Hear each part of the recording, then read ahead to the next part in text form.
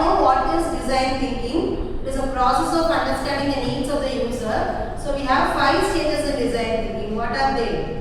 Empathy, define, ideate, prototype, design. In empathy part, we will be finding out what is the problem that is faced by the user. In define, we will be defining what is the exact problem statement. In ideate, we will be listing out the ideas, and prototype, we will be building a prototype. And in testing, we will be checking whether it meets the needs of the user. If it doesn't meet the needs of the user, again we have to start with the define part. It is an iterative process. So in today's session, we are going to have a discussion on applications of Biot-Savart Law. Okay, let's start the discussion. Good afternoon, everyone. I am going to take the role of empathy part. Identifying the domains where the magnetic field prediction is critical.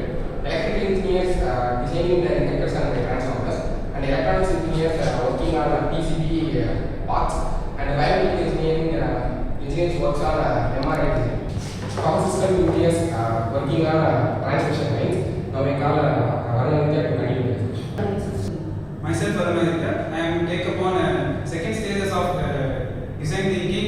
Define. Define is nothing but defining a problem from empathy. Here translate user need engineering problem, that is how to compute magnetic field distribution with arbitrary conductor geometries, how to minimize electromagnetic interference in a compact circuit, and how to design a coil with the desired magnetic field intensity and uniformity. These problems are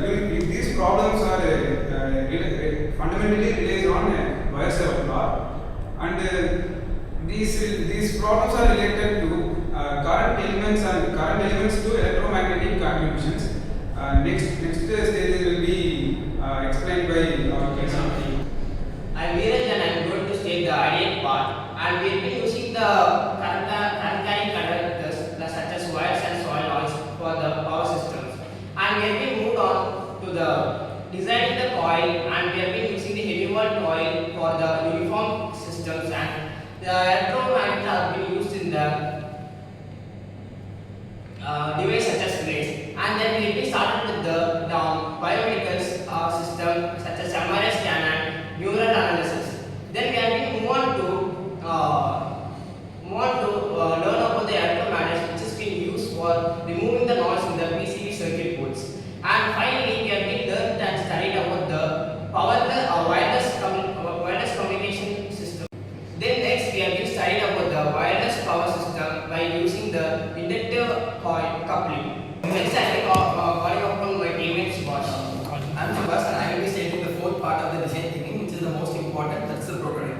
As we discussed about these problems, now we are using MATLAB and I guess Python. We are using that to promote the simulation and to check whether our prototype has been passed the simulation stage, and also we are using FEM, finite engineering modulation, which is used to design the devices and magnetic fluxes.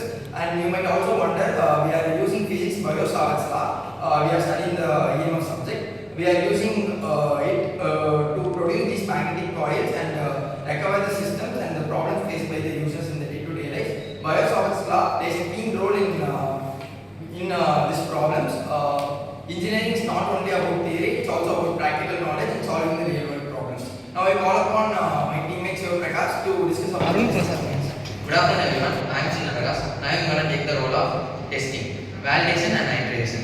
It compares analytical and systematic results. It validates the experimental measurements and it also optimizes the parameters. Matrices, EMI reduction, field accuracy, uniformity and energy efficiency. So we all had a detailed discussion on applications of Biot-Savart Law. So by applying this design thinking approach, we will be getting a more effective solution, defined solution. And this design thinking is one which act as a bridge between this electromagnetics and real world problems. So it overcomes the problem. By applying the design thinking approach, we can easily define the problems that is faced by the real-time world. So it acts as a bridge between the electromagnetics and real-time world.